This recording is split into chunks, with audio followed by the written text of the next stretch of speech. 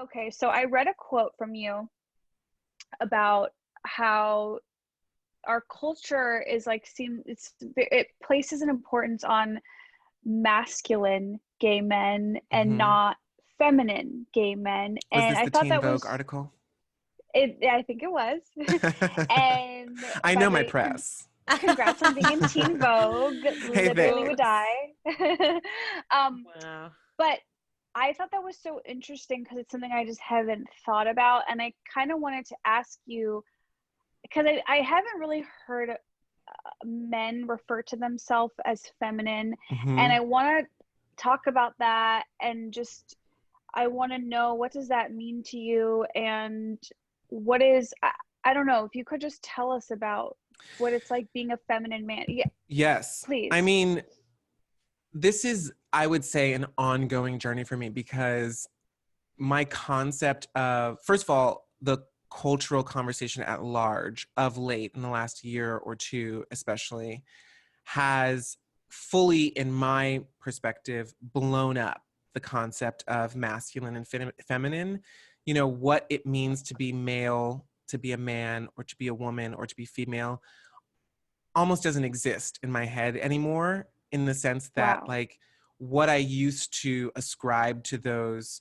identities just no longer works. We were given, in sort of my upbringing, my early development, and coming into consciousness in the early to mid aughts, a very strict sort of criteria for what it makes a man and what makes a woman, and what is masculine and what is feminine. And I think a lot of, I sort of have always identified as someone who's in sort of between those spaces, where I do find a connection to masculinity as well as a connection to femininity, and I feel them to be both strong within me.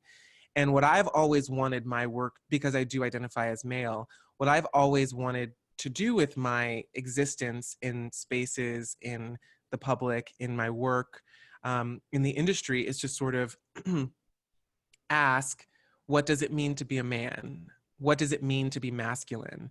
And, if you asked me 10 years ago, I would have said that instead of calling myself feminine or embracing elements of femininity within me, I would have said, why can't masculine mean wearing makeup? Why can't masculine mean wearing a dress or heels or pink? I mean, remember when that was a thing? I just had this Yeah. conversation with someone that I was interviewing for my podcast where, remember in the mid aughts, we called any man who had any vague interest in fashion metrosexual. Wow.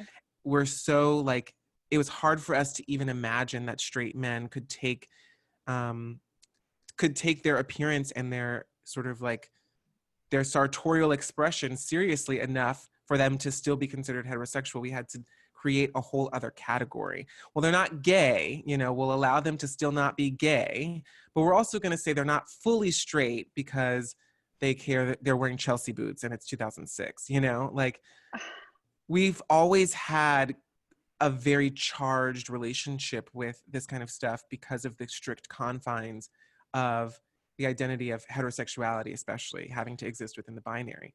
And so for me, I've just recently sort of been exploring, you know, I don't even know what it means to be a man anymore. I don't know what it means to be a woman, I don't know what any of these identities mean for anyone else. I just know what they mean for me.